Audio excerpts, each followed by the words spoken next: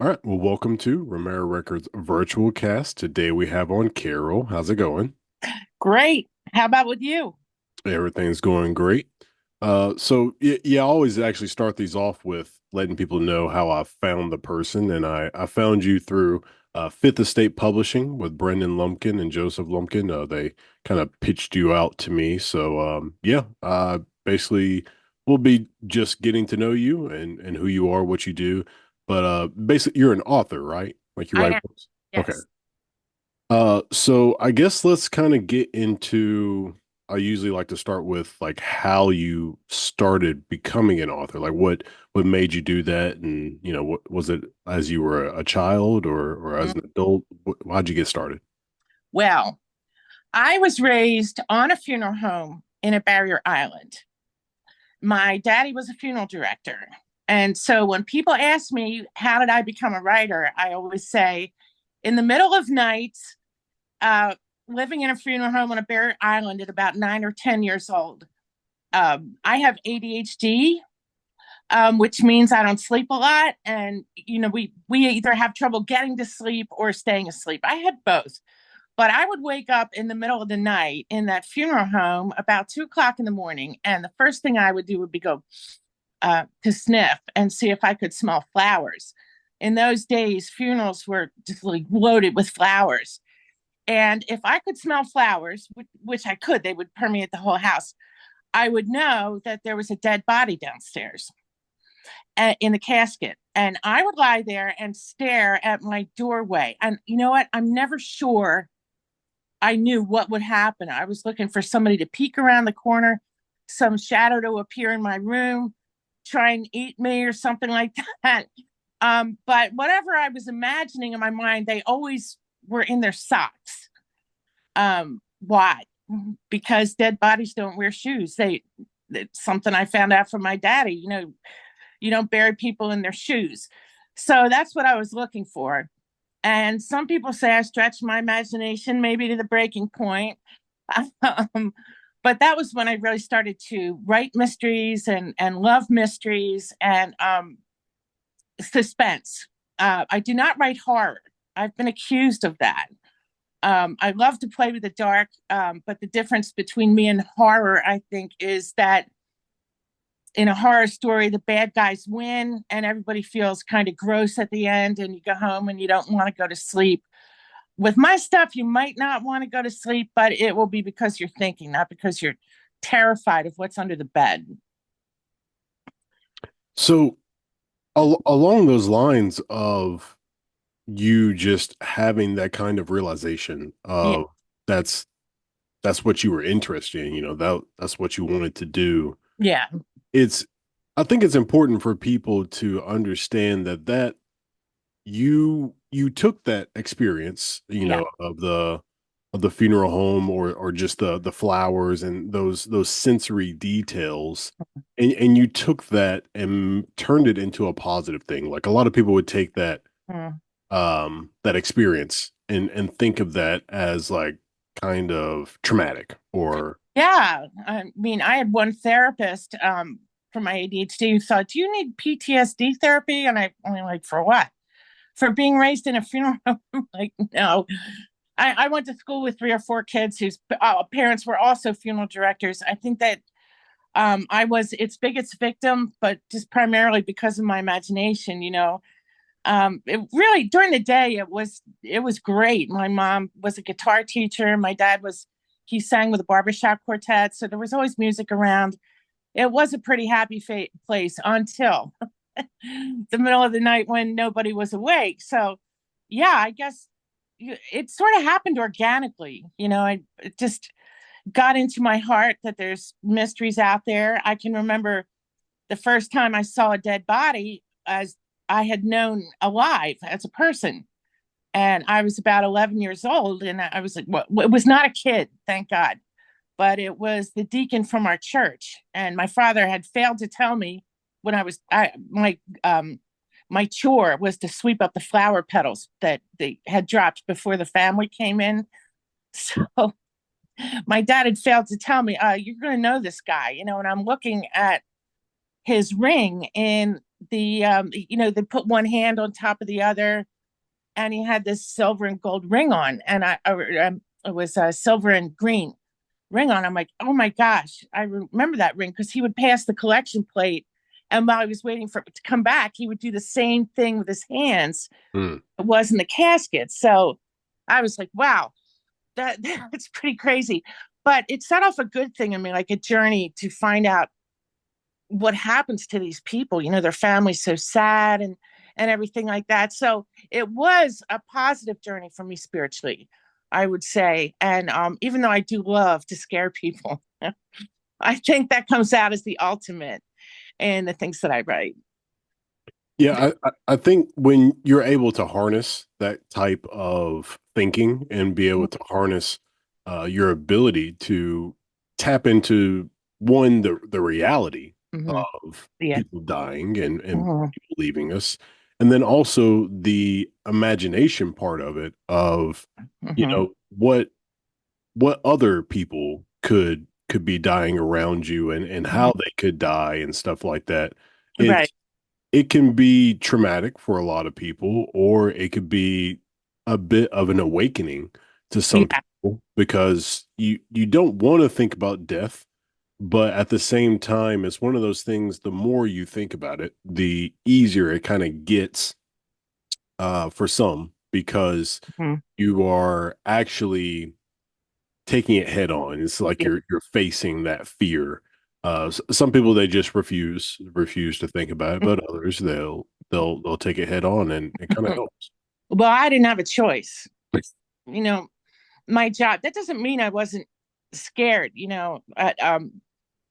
I would always my job was to vacuum up these flower petals down there, and I would always look for these weird outlets so I didn't have to turn my body back to a dead body. um, which isn't to say that it haunted me all the time, but I really did have quite an imagination. I would take my friends down to the funeral home and give them the 50-cent tour. I mean, I don't know if I ever charged them or not, but we had a casket room down there. We had a morgue. We had the viewing room. We had two of them, and my friends just thought that was the most amazing thing. It was like some of them never wanted to sleep over. Some of them couldn't wait to sleep over.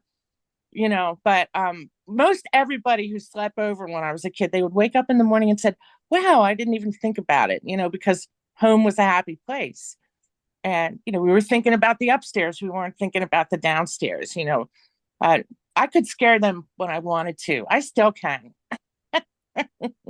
So that really shaped the culture of your writing or the Yes. creativity of your writing. But what about your actual writing? Like, when did you actually start?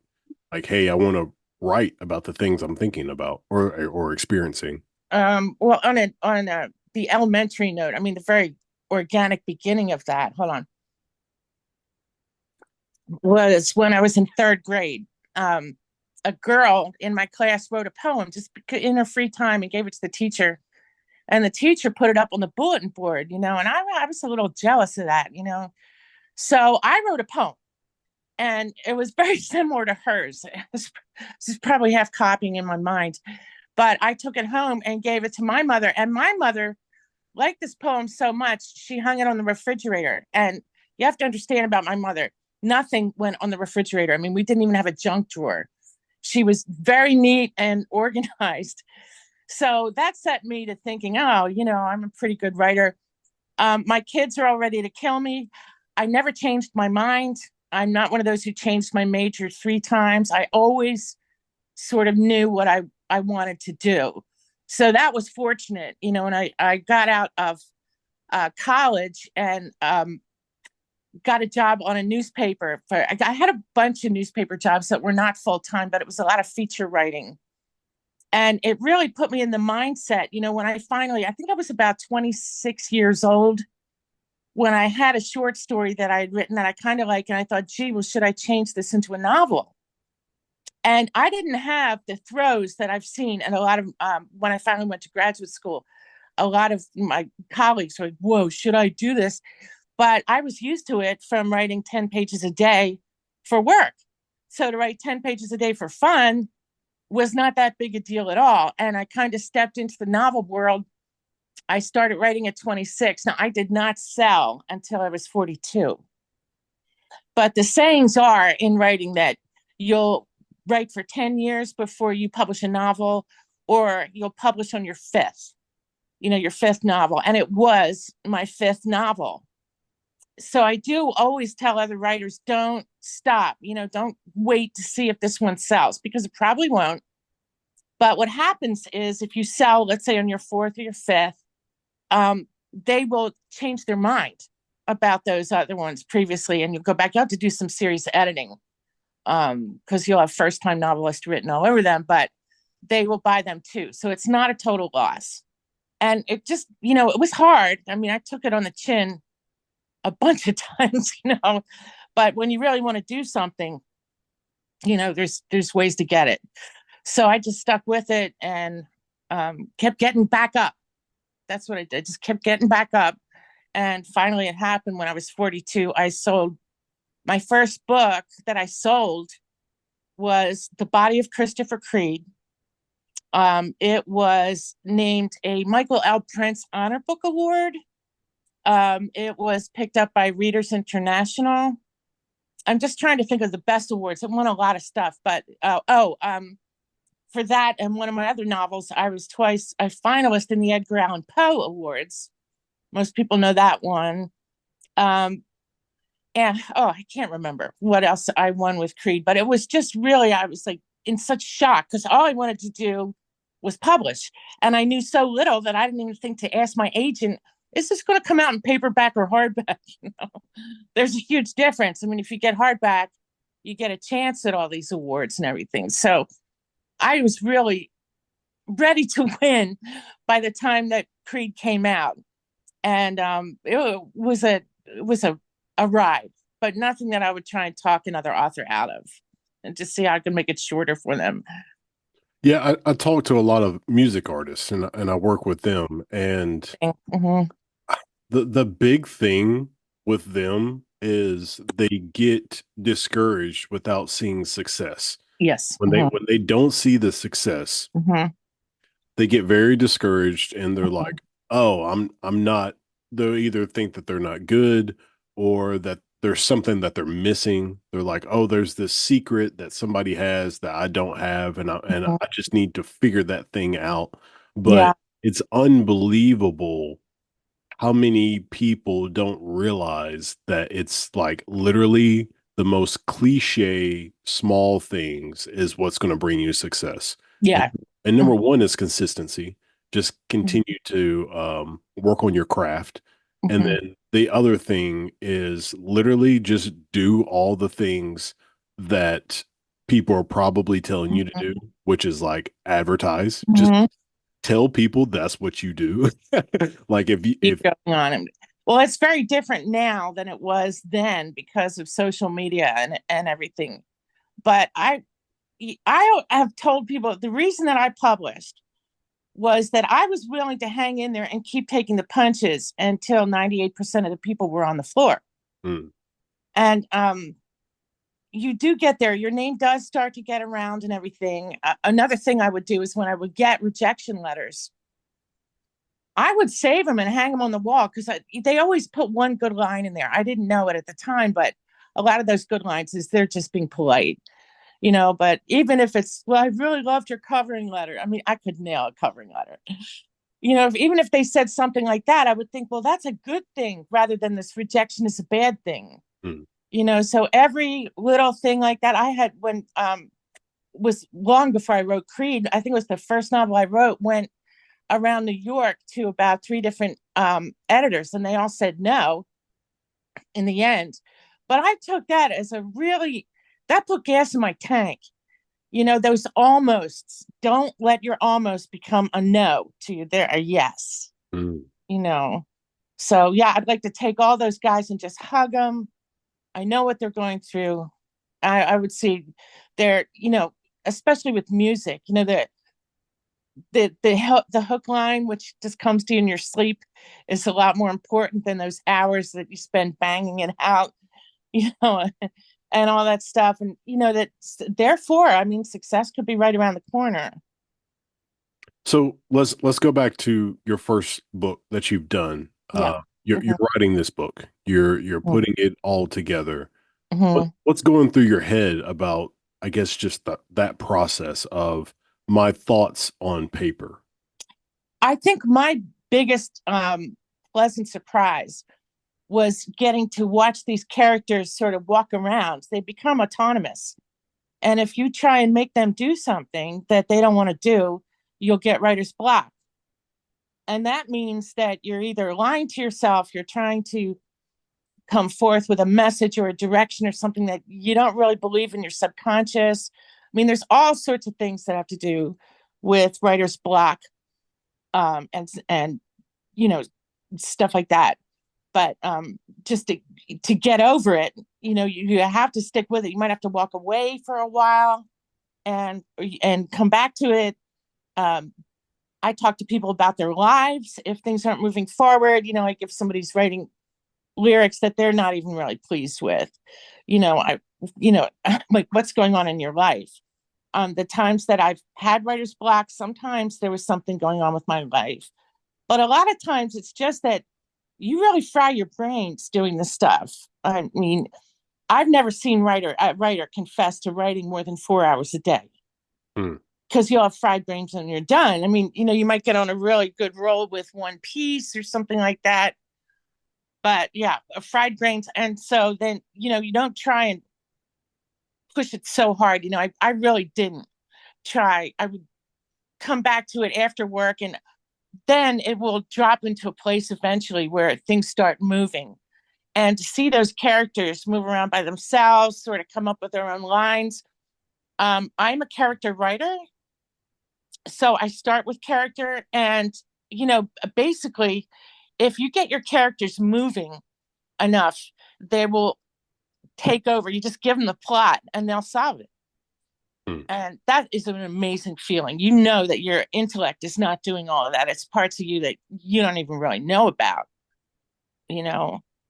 So, something I want to go back to is when you were talking about giving the characters life, and that that really is an interesting experience because it's it's very surreal to take your thoughts and to give it to the world, and give life to characters in your head, or if they're real people, either or. But as that's something that a lot of people, I think, they take for granted. I actually had a podcast with a music artist one time, and he was talking about how vulnerable you have to be as an artist. Like you Yeah. have to be able to be vulnerable enough so Mhm. that people will realize, like, I'm allowing you access into my head. Like you're getting access to what goes on in my head. And I think that that's a magnificent thing that artists give us, whether you're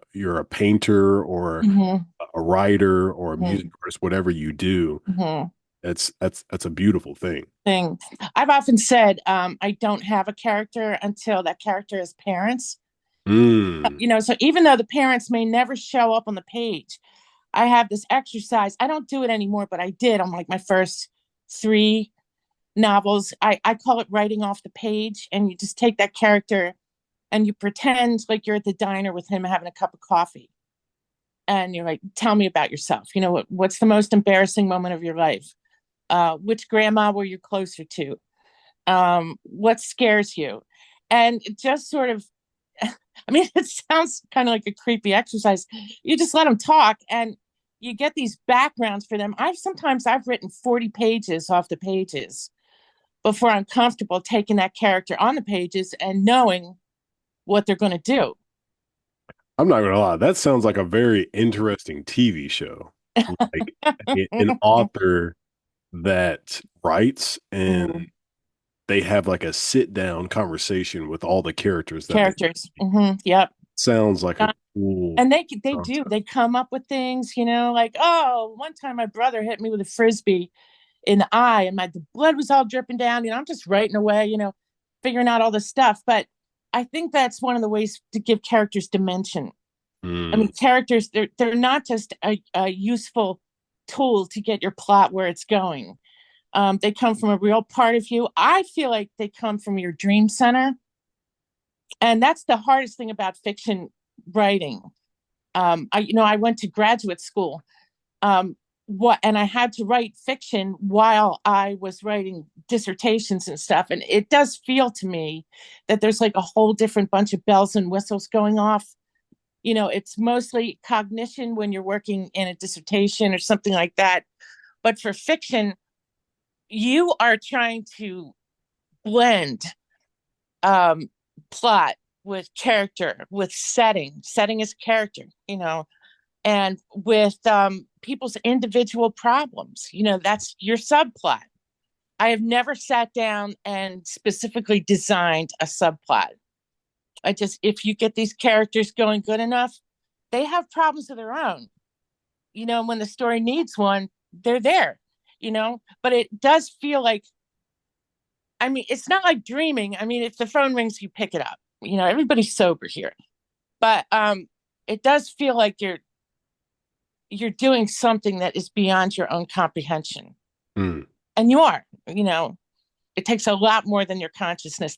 I've had students with double master's degrees from Columbia, or double degrees from the Ivy Leagues. They can't do what I do.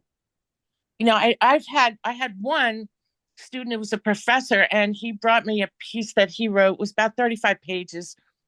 Should I turn this into a novel? He's writing exactly like Dickens. I mean, he sounds like Dickens.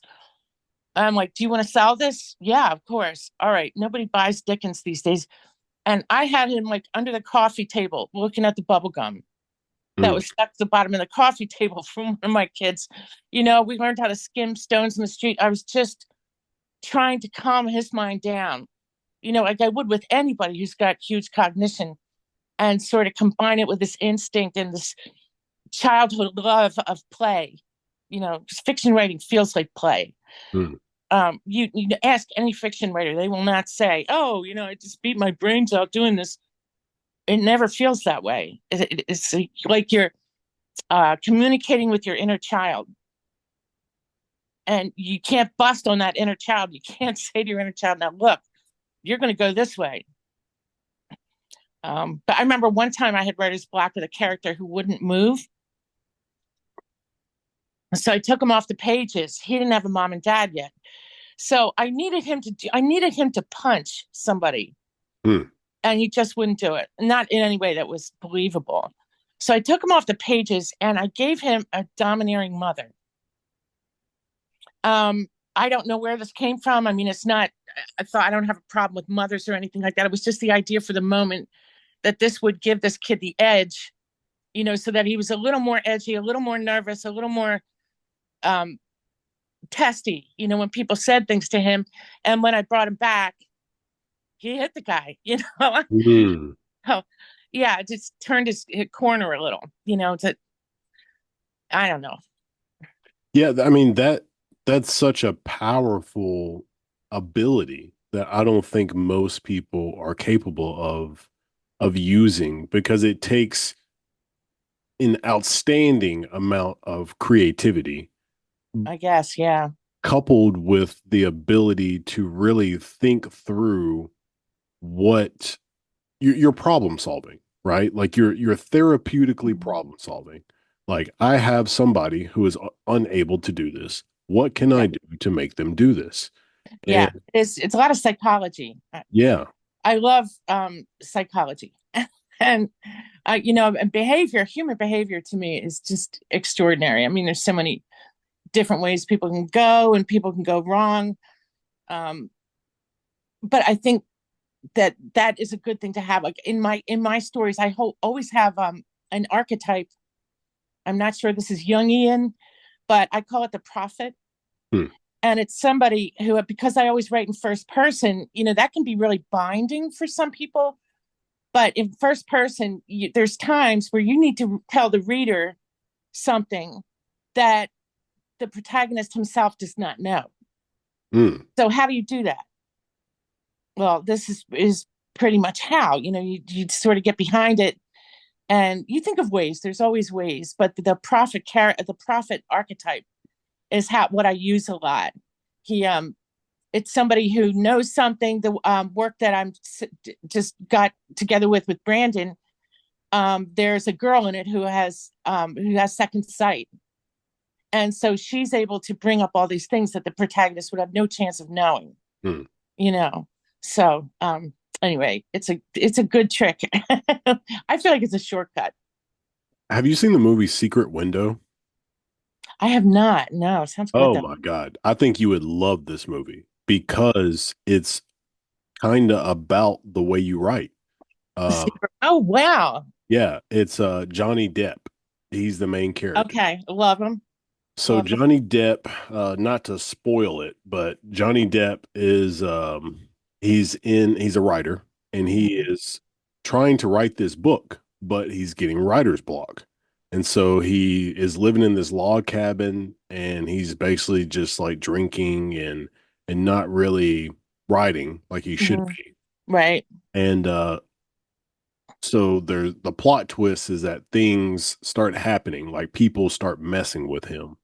And when you figure out who these people are, that's like the big thing. So Wow. yeah, I would highly suggest you You get know it. what? I'm going to text you when we're done here and ask you because I won't remember You're right fine. now. I do want to see that. You know what? I think I've seen some of it. I've seen a number of movies where the writer has writer's block, Hmm. including Stephen King. I can't remember which one it was right now, but he's my ultimate hero in voice. I think that, he got a reputation at first for writing good horror or something like that. But his voice is something that every writer desires. And he wrote this one. He started out, the guy had writer's block, and the guy is puking in the trash cans and banging into walls. I'm like, Stephen King never had writer's block in his life. If that's what he thinks it's like, it's not. I mean, you go to work, you come home, you sit in front of the computer until maybe you're ready to cry and nothing's popping, but there's some good movies out there about writer's block and writers who the ones I can't stand. They oh God, what a spot to be in. Did you ever see any of the ones where the writer has plagiarized? Mm-mm. Oh gosh, there's a number of them. I think one's called Glass House. Anyway, we'll text back and forth. But boy, what a mess. I just can't imagine anybody doing that and getting into such a mess. I, Good movie about writers. I think that when people have actually been through something, it definitely helps them actually create that thing. So like I was on X, formerly known as Twitter, Mm-hmm. and I was on that and I saw a trailer for a movie that was called, gosh, I can't remember, but it was supposed to portray high schoolers in like 2003 or something like that. And somebody had like quote tweeted it. So they were talking about it and they were like, this was nothing like high school in 2003 because they were like, I was in high school in 2003. So they were like talking about how all the things that they were showing in the trailer were like very inaccurate. And Right. Yeah. that's so funny because I mean, Mm. there's plenty of people alive Right. in high school in 2003. Like, how do Oh. you don't mess that up? You could just ask people who were alive. Well, for one thing, kids, I would feel sorry for that writer. I really would. For one thing, kids are not transparent. They have a very, very private little world. And if you get in it, it's because you either stole their phone and knew the password, or you're sitting beside them in a bathroom stall and they don't realize it. Yeah. Talking. Um, your kids are tough. And the other reason is that things are changing so quickly. Yes. Uh, um, my first novels, there's not even a cell phone in them. Why would I expect them to do good these days? Although I understand that people understand that. Hmm. And they'll get into a book and within a page or two, they'll realize what time they're in and stuff like that. But I would give it to the author in that case and smack that kid because that's really unfair. They do not tell. do not tell what's So, going so that's actually something I never really thought about. on. Somebody at your age, and I mean, not Mhm, even to date you, but mhm, like even for me, I'm 32, and when I was a kid, mhm. my parents were getting cell phones. Like I remember my dad bringing home one of those huge phones that was a cell phone, but Yeah, it was like this big. yeah, And so I still remember that as a yeah. kid. But Mhm, like, how hard is it for you to write different? mhm, Like you could probably write about the 80s, mhm, 70s maybe, and mhm. be able to visualize it. I'm probably as old as your mother. But you could visualize it really well though. So like Well, here how to a couple of things. First, I went with the faith that language changes, electronics change, society changes, but human nature does not change. Mhm. And what is intriguing to me is going to be intriguing to 20% of other people. I used to write for teenagers. I enjoyed that time in my life very much. And other writers will tell you this. People who write for kids who are 6 years old said, oh, I remember when I was 6 years old, I was my mom's favorite. And I mean, there's always something good that's going on, even for you to take yourself back to these places, and even if it was, even if you're creating something that's really tough, so that was one thing. And then the other thing was a respect for your market. You want to respect them. And anytime I knew of something, I always, if I heard a new word, I would bank it. I just Mhm. wouldn't let go of that. Or if I heard a new, the kids were doing something, I'm kind of glad I don't write for them now because it's the world has become so different. Mhm. And my first, how many books do I have out? Okay, I've got 7 novels out, and when they were coming out, it was a very different world than it is now. And I thought, gee, I'm not going to do that this time. I don't like being set up in those parameters. So when I sold Insane Possibilities to Justin, we decided, even though the narrator is very young, he's an adult, but a very young adult, that we would release this in the common market. Hopefully to pick up. So I've sold 250,000 of my novels, and it's pick up some of that audience because they're now, I don't know if they're quite your age, but they're pushing 30. Some of them might have kids, Yeah. and I can see by the type of reviews I get, especially for those books these days, that those people had remembered me and had thought of me. And, they might not have remembered the name of the book, or I couldn't remember her name. It's spelled really weird, but they find it and they go and get it again. So I'm hoping to find some of those people. Um, if kids want to read it, there's no reason why. It's no different than, it's not like it has explicit sex in this one, or a lot of profanity or something like that. But I was looking forward to doing an adult release so that I didn't have to deal with a lot of the stuff that happens behind the curtain. I Mhm. mean, when I say these kids live in a very private world, they're trying to differentiate, become different than their parents. And so it's important to them to keep that curtain drawn. And it's just getting so hard with the way social media is going and electronics. I just thought, you know, I'm going to go with normal people this time and, see what I can get. So this is my first release that isn't young adult. Mhm. So, okay, so after you've written your first book, you get that Mm-hmm. out the way. Mm-hmm. How Yes. long, I guess the question is, how long did it take you to think to yourself, I know what I'm doing? I don't know if I've ever thought that, but it's not about knowing. I mean, when I came into that was when, I felt like I was writing to catch up or keep up with the characters.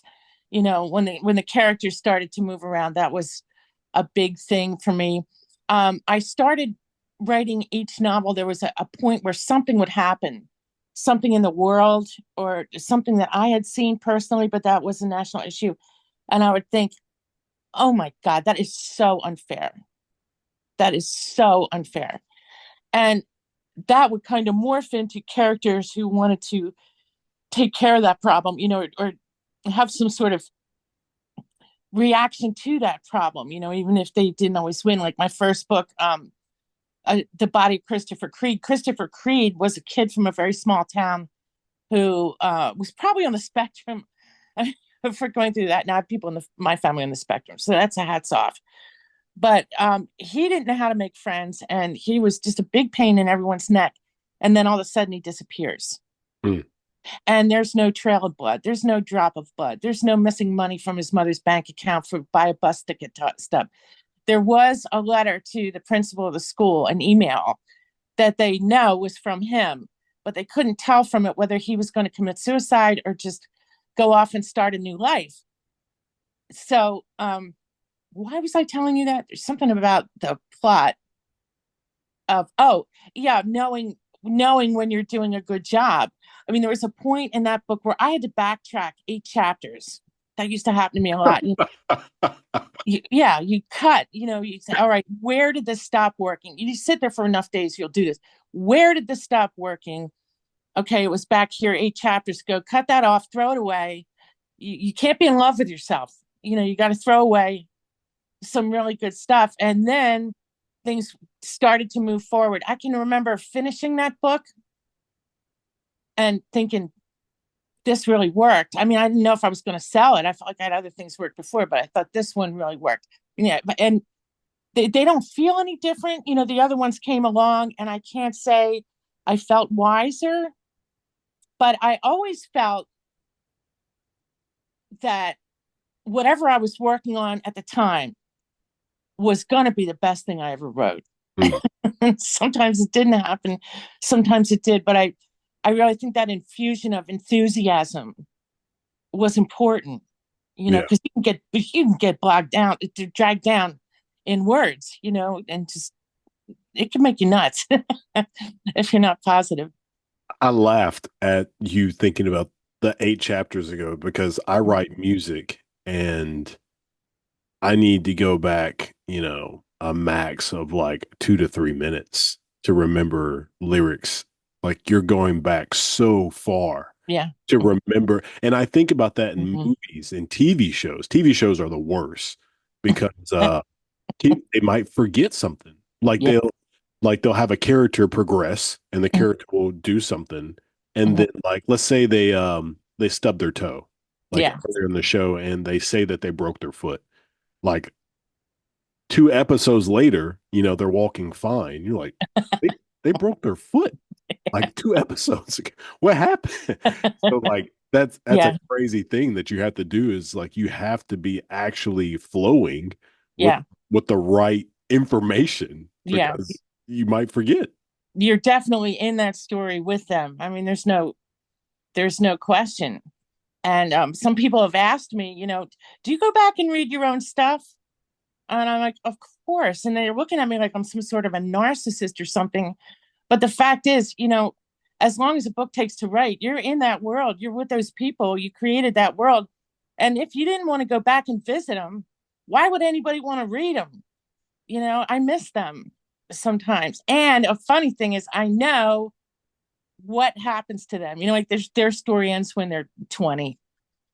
I know what happened to them when they were 30 and 35 and 40 and 50 and 60. You get to ruminating about these things, and they stay alive for you. Keeps them alive. I'm so glad that I deal with characters and not musical notes. I mean, that's your talent, Jackson. I'm happy for you. I would say the only similarity between the two is like, so with music, you can create a progression in a story. Like, you can make it up. It could be completely true. So that's a similarity right there. Mm-hmm. Yeah. But with stories, there's way more depth. Like if music is icing, then stories are like cake. Like it has so much more depth Wow. and Mhm. it takes so much more time to put together. Like icing is just, Mhm. it's like it's almost just the cover of the book. Like it's that's what music is. It's just it's very shallow compared to what a book could be. Like a Yeah, book. you're making me wonder, if it isn't another part of your brain or something that you're using. But I was a guitar player. I've written music too. And one of the great things that you guys have to work with is the sounds. There's sounds coming through when you're not just doing lyrics, but you're doing a tune, or the way it sounds. That's amazing to me. I my hat's off. I had to make a choice in my life when I was about 27 years old of whether I was going to pursue a career in music or whether I was going to pursue a career as a writer. And I already had my first two panic attacks. I was singing backups on stage for Andy Williams at Harris Marina. And I felt like I was having a stroke. So I came home to my doctor and he's like, you probably drank too much coffee. Just go back tonight. Don't drink any coffee. So I did the exact same thing happen. And so that was my choice. Mm. I didn't pursue a career in music. I walked away from it and never picked up a microphone again for 15 years Ooh. until I realized, after I sold Creed, that I was going to have to do author visits. And I mean, I was so scary, but that's a whole other story. But what I want to say about writing is that it is totally understandable. I think it's just as cool to write a song or a series of songs that is as it is to write a novel, and it's about the same amount of fun. You're having fun. Yeah. And I think that's important is that sometimes you do get lost in the seriousness of, Yeah. of the craft Mhm. and you're focused. You're so focused. You're just working hard on Right. making it good Right. when sometimes you have to take a step back and realize what it is. And it is something that's coming from your brain, your heart, and you are trying to just give it to the world and you Right. need to just make it fun again. Right. Yeah. There's a feeling like I don't know what you feel like when you're hitting, but it's a feeling like there's all clouds in the sky, and there's one. Have you ever seen that where there's just one beam of sunshine coming through? You're in that beam. You might not know why or how you got there, but you're definitely in it, and something's going to happen. With that feeling.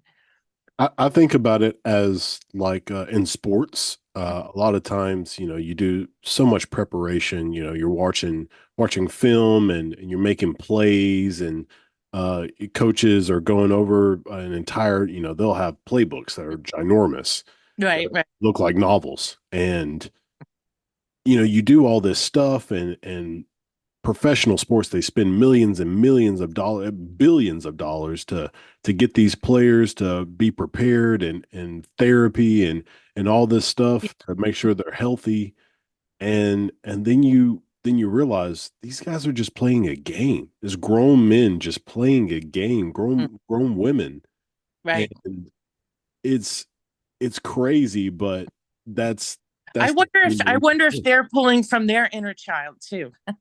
Yeah, and I think some of the best athletes do. Like you'll see some of the best athletes come up with the craziest play. And it's like Right. that's something you can't coach. Like that Right. person is still a kid out there just playing a game. They're just having fun. And Right. that's some of the best ones, I think. Right. Right. I saw it. It's all. I No matter what you do for a living, no, you, I think to love it, you have to. It has to feel like play. Like how many people have you heard say, um, my, I can't believe people pay me to do this. Yeah, yeah. No matter what it is. It could be football, it could be writing, it could be songwriting, it could be, but you got to feel that way about it. Definitely. So is there something that you have felt about your writing that you are lacking that you feel like, oh, I wish I was able to do this, but I've never been able to really capture that skill or something like that. Hmm. I can't really, I don't know. I can't really, but the one thing that I'm not multilingual. Okay. Um, you're talking about, so, like in the book I just wrote, I wanted the German for something evil comes. The little girl is saying something evil comes, but I wanted her to say it in German. And it's just not that easy for me. I mean, it's this book had I'd say quite a few German lines, but at least you can go on Google now and find out. Yeah. But that's the biggest, I don't know about writing. There's poetry, there's music, there's novels. When you hit the top of novels, people seem to feel that you've hit it. Hmm. And I had that feeling too. I didn't look for anything new to do really artistically. It's just, I don't know. It's because it's not a thinking craft. Mm. It's something other than it includes thinking, but it's beyond thought. So, Yeah, I think it's always important for people to, know their strengths and know their weaknesses. And so yeah. that's why I asked that question, because I Mhm. think sometimes a lot of people, um, I think some people know to stick to their strengths. They know to stick to what they're good at, and they Mhm. don't worry about their weaknesses. And then some people Mhm. are like, "Oh man, I always wanted to do this. I was just never able to do that." So, Right. Well, I do have things like that, but they fall outside of my career. mm. Fortunately, like I don't ask me to ever balance a checkbook. I mean, or to do crafty stuff with numbers. I don't even like to do the spreadsheets for my taxes. Mm. And I'm very used to saying, look, I'm not good at this, I'm not good at that. I really feel like this is the only talent I have. So I guess there's some people out there that don't feel like they have a talent, although they probably do. Friendliness is a talent, compassion Yeah. is talent. But I just um I've got some of that stuff a little bit, but nothing like this. It's kind of like when God made me, he put all those eggs in one basket. So So, I would like to basically ask you about what you have coming up. What do mhm, you plan on doing, and then just kind of we can kind of wrap up from there. mhm. Well, Insane Possibilities, I wrote about 3 years ago, and I was going to go with a New York publisher on this one. I hadn't had an agent in years. That's a long story. We really, really don't need to hear it. I got an agent from New York, and the kind of comments that she was making, I knew this was going to be a lot of work. I'd gotten very spoiled at the end of my fiction career. The last four novels I wrote, I didn't have to do rewrites. They just kind of went right to press, and so here was all these rewrites, and I knew I was going to have to do it with her, wait a year and a half while she found a publisher, do it again with a publisher, and then there would be galleys, and then there would be finals, and then all this stuff. And the writers don't really make money. Everybody else does. When I was for um, my publisher was in New York, I think all those people who worked on staff, they all lived in Manhattan, and all the agents lived in Manhattan. And so why am I making $20,000 a year? I'm gunning this engine. We're gunning this engine. So, when I saw this, it was nothing that she did. She was a lovely person, but I just saw the amount of work again ahead of me. And if I have to do $100,000 worth of work for $20,000, I want to see if there's a way I can try and do it otherwise. So when I got done with that, that's how I found Brandon. Brandon has a really good hybrid concept. I edited manuscripts for his dad for a lot of years. I love extra biblical studies. It's a real passion of mine. So when we got together, he looked at he didn't even read the whole manuscript. I kind of was, I wouldn't say I was signed sight unseen, but he had seen enough that he was just like, yeah, I'm going to grab her. Maybe we can scratch each other's back here. She's got goals. I've got goals. But what the story was about, it started with a girlfriend of mine who had been in a car accident, and she broke her neck and broke her hip Mm. at the same. She pushed, when the car in front of him, she saw it coming, and she pushed down with her foot. It's called dashboard hip, I think. Anyway, but the problem with that is that you can't wear a neck brace. You have to lie in a bed, and the bed goes sort of back and forth like this. So I saw my friend Donna in that bed. I was like, and my writer's mind is going, and after we were talking for a little while, I was like, what if this bed sort of went like this instead of like this? Mm. And at some point, if I have a character who's broken his neck in a bed like that, and he's like straight up in the air, he is just going to look so vulnerable. And what a scary thing. So I did find some scary things like that to put in this story. The story about a kid, it's very simple. He was on vacation with his family. He and his two little sisters they found a well out in the forest, and they're looking down this well. It's like the kind with the bucket and the roof. Only the bucket's long gone. It's obviously very old. And they're looking down to see how far the water is. And the kid hears running footsteps behind him, and he feels a push so hard that his neck snaps, and he goes 90 feet down this well. Mm. Fortunately, he's a swimmer, he's a lifeguard, and he kind of knew what to do to keep himself alive. And so, but after that, he has about 7 weeks in this bed that's going like this to try and remember what happened. Now, he thinks his memory is perfect and that he has perfect recall and all this stuff. And he kind of starts to become aware that he can't. There was nobody who pushed him. He was there with his two sisters, with his two little sisters. They're 15 and 11. Would they do a thing like that? But and then there's a priest who saw them, but it was too dark to see what was going on. He just sort of helped afterwards. And then there's this folklore about a witch of Endor, Indors, which is where they're staying up there, and that she died falling down a well. So while he's recovering in this bed, I mean, this was just the scariest concept to me.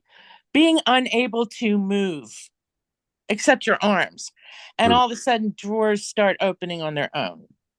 And an umbrella turns by itself on the floor. It's kind of like the ball in the haunted movies that Mm. comes down the stairs. You never want to see a ball at the top of the stairs. You never want to see a wheelchair. It's going to roll forward. You never want to see a 200-year-old baby carriage. It's going to roll.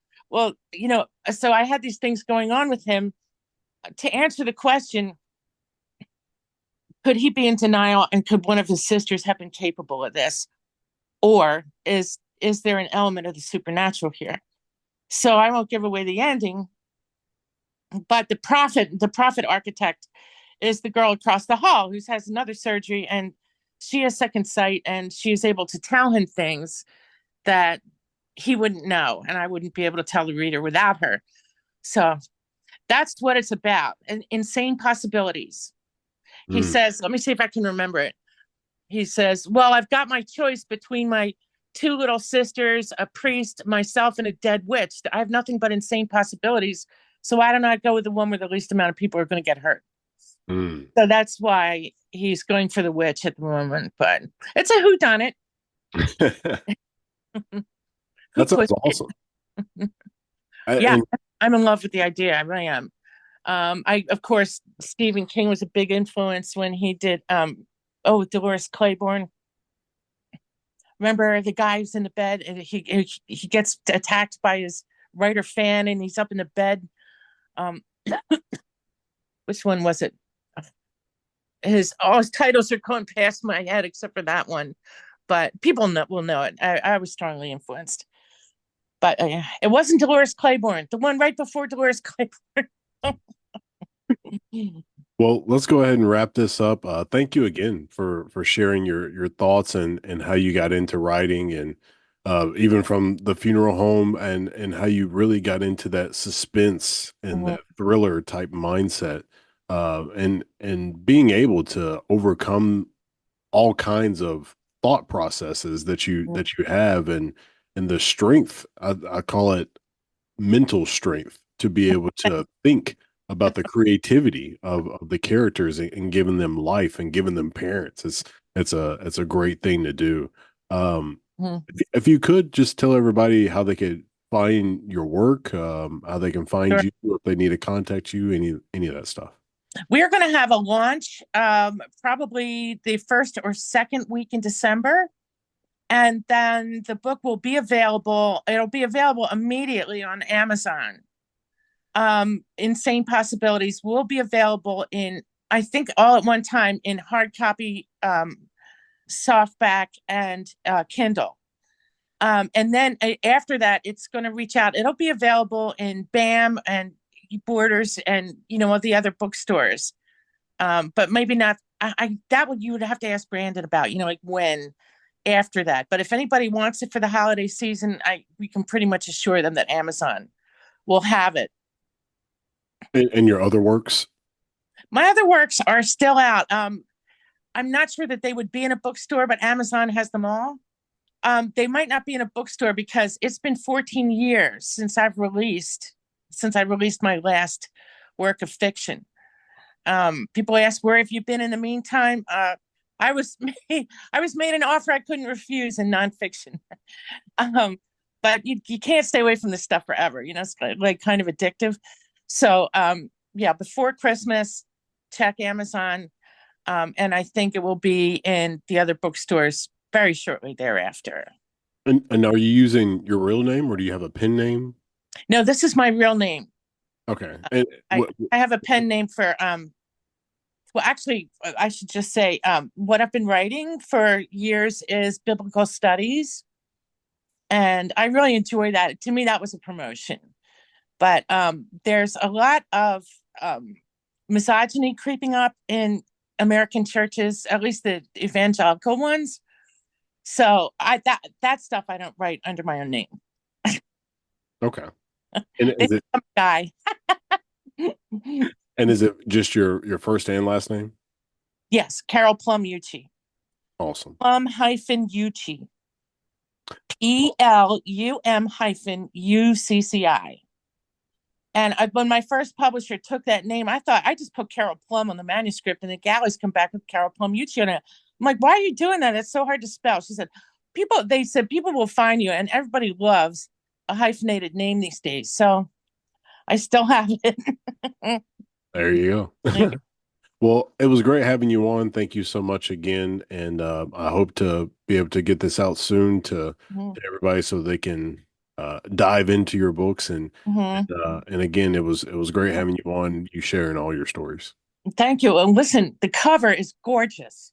Get a copy of the cover for Brandon if you want to hyperimpose it. I'm really thrilled with it, with the whole thing. And thank you, Jackson. It was very nice meeting you.